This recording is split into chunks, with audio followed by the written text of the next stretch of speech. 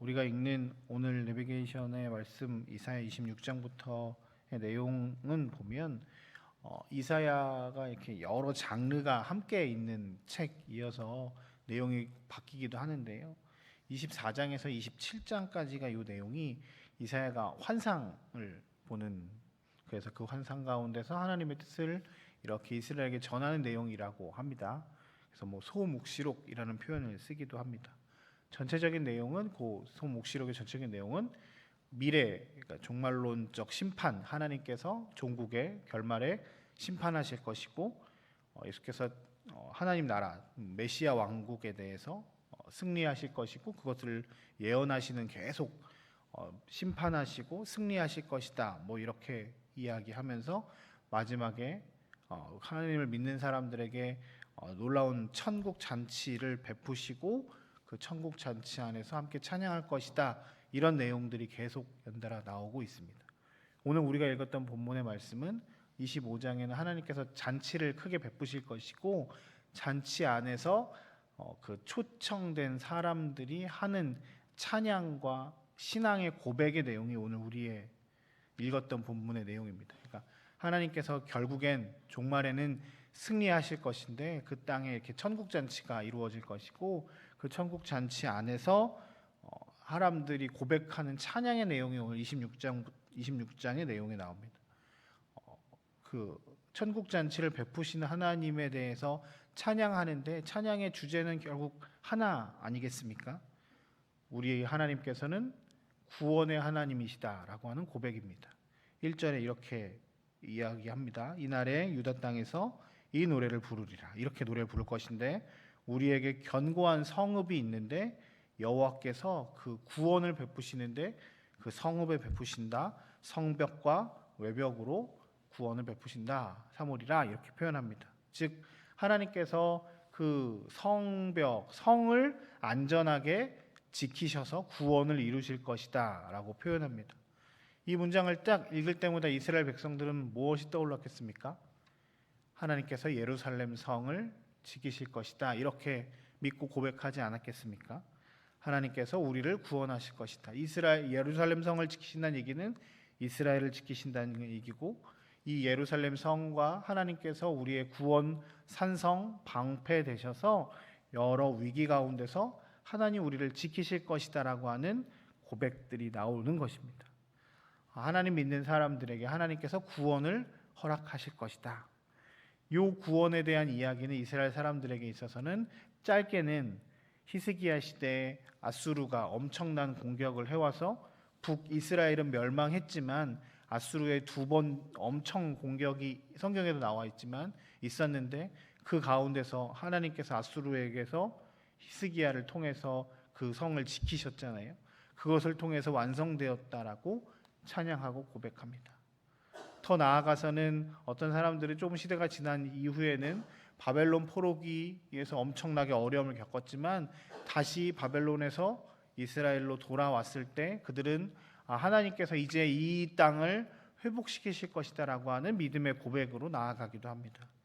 어떤 사람들은 이 말씀이 종국의 예수 그리스도를 통해서 영원한 성벽, 영원한 성으로 하나님께서 우리를 인도하실 것이다라고 하는 믿음의 고백으로 나아가기도 합니다. 그리고 오늘 이 말씀이 오늘 우리에게도 분명하게 적용됩니다. 우리의 삶에 성벽이라고 하는 안전장치가 없어서 외롭고 힘들고 어려운 삶을 살아갈 수 있지만, 주께서 우리의 방패가 되시고 우리의 보호막이 되셔서 우리를 지키시고 인도하실 뿐만 아니라, 아까 이스라엘 사람들의 고백처럼 예수 그리스도께서 우리 가운데 오셔서 종국에 승리하실, 완성하실 하나님의 나라, 하나님의 놀라운 통치를 오늘 말씀을 통해서 고백할 수 있습니다. 구원은 여호와께 있습니다. 세상의 모든 것이 우리를 구원하는 것이 아니라, 우리가 눈에 보이는 여러 가지 안전하다고 생각하는, 우리를 안전하다고 하는 그것들이 우리를 구원하는 것이 아니라 주께서 우리를 구원하실 것입니다. 이 구원의 하나님을 오늘 말씀처럼 찬양하고 노래하며 바라보는 저와 여러분들의 삶이 되시길 주의 이름으로 축복합니다. 이 구원의 하나님을 위해서 해야 할 몫은 3절 4절에 계속 나옵니다. 3절 특별히 읽어보겠습니다. 주께서 심지가 견고한 자를 평강하고 평강하도록 지키시니 그가 주를 신뢰합니다 라고 고백합니다. 구원의 하나님을 신뢰하는 사람, 하나님께서 우리를 구원하실 것이다 라고 신뢰하며 믿고 나아가는 사람들, 그 심지가 굳건한 사람들에게 하나님께서 평강하고 평강하도록 지키시겠다라고 말씀하십니다. 심지가 견고하다는 표현은 원어에서는 마음이 요동하지 않는다, 언제나 일관되게 하나님만 의지한다, 이런 표현입니다.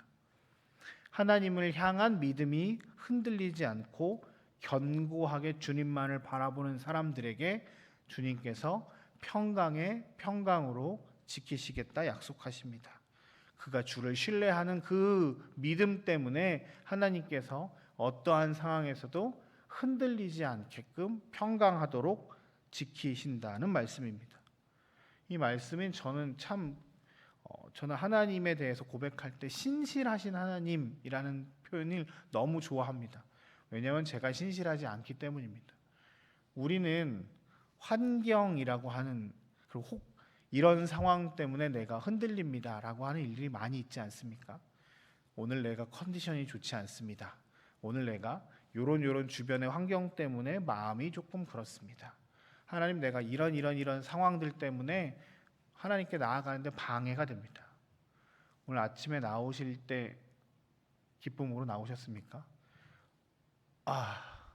오늘 상황이, 오늘 내 몸의 컨디션이, 내 상태가, 순간순간 우리는 아주 작은 걸림돌, 요소들, 상황이라고 하는 것들에 하나님께 신실하게 나아가지 못할 때가 있습니다.